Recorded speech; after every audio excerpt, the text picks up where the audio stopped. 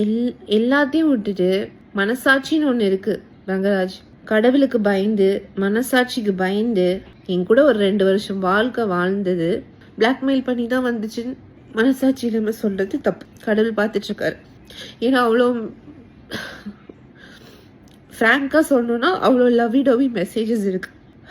அதில் எல்லா கான்வர்சேஷன்லும் மக்களாகி உங்ககிட்ட நான் ஓப்பனாக சொல்கிறேன்.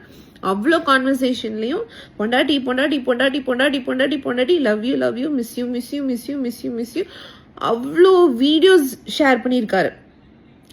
நான் எங்கேயாவது ட்ராவலில் இருந்தேனோ இல்லை அவர் ட்ராவலில் இருந்தாரோ வீடியோஸ் அனுப்பிச்சிட்ருப்பார் ரெக்கார்ட் பண்ணி.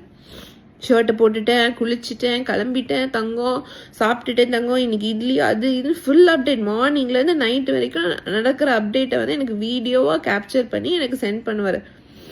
அதில் ஒன் ஆஃப் த வீடியோ தான் நான் 2 months பேக் ரிலீஸ் பண்ணியிருப்பேன், ஓய் பொண்டாட்டி அப்படின்னு. அந்த மாதிரி நிறைய வீடியோஸ் அனுப்புவார். அப்போ அதெல்லாம் பிளாக்மெயில் பண்ணி வந்துச்சா?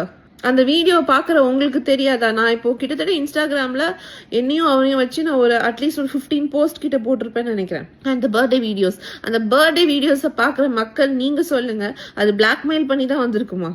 கொஞ்சமாவது சென்ஸோட பேசணும் ரங்கராஜ். இவ்வளோ பெரிய பிஸ்னஸ் மேன்னு சொல்கிறீங்க, அந்த பிஸ்னஸ் மேன் பின்னாடி யார் இருக்கான்னு எனக்கு தெரியல. அப்படிதான் நீங்கள் இந்த பிஸ்னஸை நடத்துனீங்களான்னு எனக்கு தெரியல. எங்கே உங்கள் சென்ஸ் எல்லாம் தூக்கி எங்கே வச்சுருக்கீங்கன்னு எனக்கு தெரியல. டெல்லி C-செக்ஷன் எனக்கு இன்னைக்கு C-செக்ஷன் ஆனதுக்கு காரணம் மிஸ்டர் ரங்கராஜ் மட்டும்தான். அவ்வளோ ஸ்ட்ரெஸ்.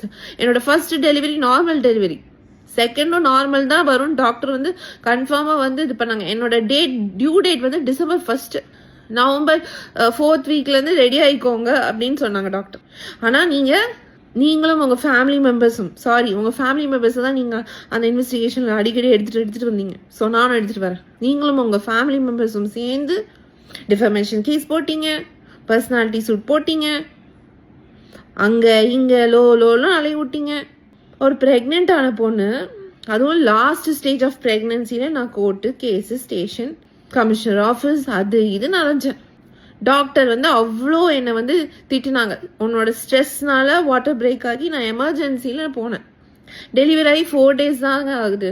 என்னால் ஒரு ஸ்டெப் எடுத்து வைக்க முடியல. உண்மையிலே சொன்னால் C-செக்ஷன் பண்ணின எல்லா உமன்ஸுக்கும் நான் கையெடுத்து கும்பிடுவேன். என்னை பொறுத்த வரைக்கும் அவங்களாம் எனக்கு இப்போ தெய்வங்களாக தெரியுறாங்க. ஏன்னா அப்போ அவ்வளோ பெயினாக இருந்துச்சு. அது ஒரு சர்ஜரி தான். பட் அந்த போஸ்ட் சர்ஜரிக்கு அப்புறம் நம்மளால ஒன்றுமே பண்ண முடியல. என்னால் எந்திரிக்க முடியல, வாக் பண்ண முடியல.